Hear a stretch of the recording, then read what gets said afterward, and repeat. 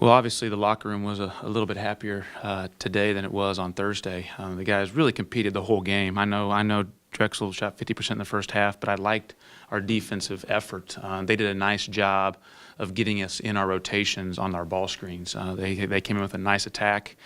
We made the adjustments at halftime because they were hurting us. They were getting some open looks, and they had some guys make some shots that just knocked him down. Kurt Lee finally back from injury. He looked a little hobbled at Charleston, but he looked great tonight. And Demir knocked down his first threes of the game, and sort of put pressure on us defensively to try and find something to change it up. But we have 3 guys score 20 points or more, 2 guys with double doubles. That's the way we had been playing, and it's fun. It's fun to watch those guys when they're playing unselfish, when they're playing hard, and just glad that they bounced back from Thursday night. Questions? What changed about the energy level compared to Thursday? It seemed they came out more focused, more energetic, more wanting it. Well, yeah, I mean, obviously we talked about it since Thursday. Thursday, we tried to get them going at the first time out, second time out. We just need one person to maybe step up, and nobody did. But we probably ran a little bit extra yesterday at practice than we normally would, day before a game or day in between games. But they didn't play hard enough to be tired. So I figured might as well get some conditioning in. Made me feel better at least. And maybe send a little bit of a message that it's just unacceptable. And, UNCW plays harder than that.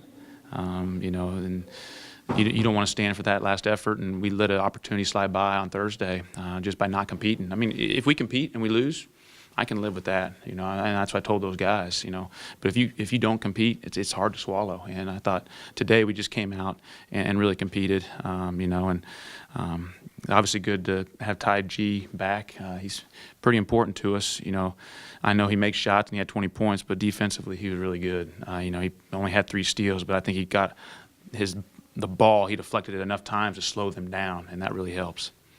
What did you tell you guys during halftime? Well, we made some adjustments on the ball screen stuff, and I told them, hey, we're right there. They got an offensive rebound late, took the lead, and but if we give that defensive energy and effort with our adjustments, we'll win the game. Because I liked how we were executing on offense. I liked how unselfish we were playing.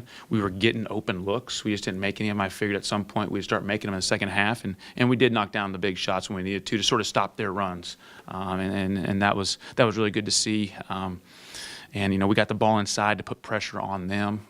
So that was sort of the message. We need to get the ball inside because however they're going to guard us, we can get more open looks as opposed to just swinging around the perimeter, and then our defensive adjustments with that same energy. You said in the game Thursday you were looking for somebody to step up. You look down that stat sheet, it seems like everybody stepped up tonight. I mean, what can you say about the way they turned it around? Yeah, I mean, they really did. I mean, we started the game off quickly. I know Devontae wasn't starting, but Sean O'Connor did a nice job. We made a couple baskets, and then they started making some threes. But yeah, you look down the stat sheet, and it looks good. And so, besides Thursday, our stat sheets had looked pretty good these last few games since the conference started. And so, I just wanted them to maybe not lose confidence, but I didn't want to say that to them, like, hey, that was just one game. I didn't want them to realize that was one game because that was a poor effort. I wanted them to hold on to that as opposed to just sweeping under the carpet and saying, that's just one game. We got to get on with our season. Now, 4 out of 5 games we've played pretty well, and in the conference, and that's all you can ask. Is anybody playing better than Jay Estime right now? And in terms of his growth from last year to this year, I mean, he just seems so much more confident. Yeah, he's confident out there, and that's good. I want him to be confident.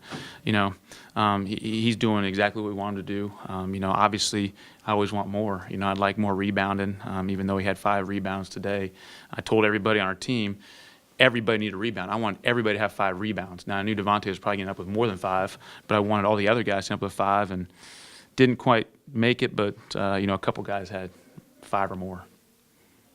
That unselfish play that you mentioned, who does that start with? Obviously, it doesn't fall all on Kai, but just him being more aggressive, pushing the tempo and stuff. Yeah. Obviously, he realizes that people are going to start understanding how he tries to set us up, and they know that when he drives it, he's looking to pass. And so he needs to concentrate on when he starts driving it. He has a habit of having it in one hand.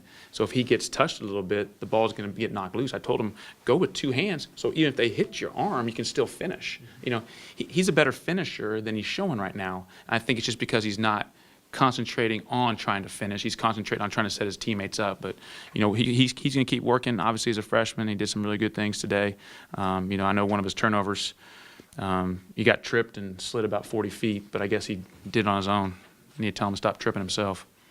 How important was this one to get a win after you win two on the road, you come home to lay that egg, and now you've got Hofstra and Northeastern looming next week? I mean, Yeah, you I mean, had to have this one. We were 0-2 at home in the conference and 2-0 on the road in conference. You know, I mean, a lot of teams it's the opposite. So you get those two on the road, you want to win at home. Yeah, I mean, obviously it's very important. You know, we got a tough road trip ahead of us. Hofstra's playing great basketball. Northeastern's the preseason favorite, and they got all their pieces back. But, you know, our guys are really doing a nice job outside of Thursday. You know, I guess I got to keep talking about that a little bit while it's still on my mind. But, you know, they can realize that, you know, what they're doing is working, and they just stick to the game plan and really execute it, good things will happen. It was obviously a foregone conclusion it was going to happen, but when Devontae finally got the one rebound, I mean, as a coach, to see a player hit a milestone like that. Yeah, it's a great credit to him and his hard work. You know, I mean, there's not a single person that after his freshman year would have said that he's going to be the all-time leading rebounder at UNCW. I wouldn't think. You know, maybe. But that's just a credit to his hard work, his motor, his drive, his work in the weight room. You know, he's been terrific to coach. I'm glad I got to coach him for a year and a half so far. You know, he's obviously made me a better coach, made me understand a lot of things that I didn't about rebounding. You know, I mean, I've been around people that have put up impressive rebound numbers, but nobody that has the mentality and the drive that he does, and just the love to go get the rebound. I mean, that's what he loves doing, and it's a great accomplishment, and you know, he's had a great career.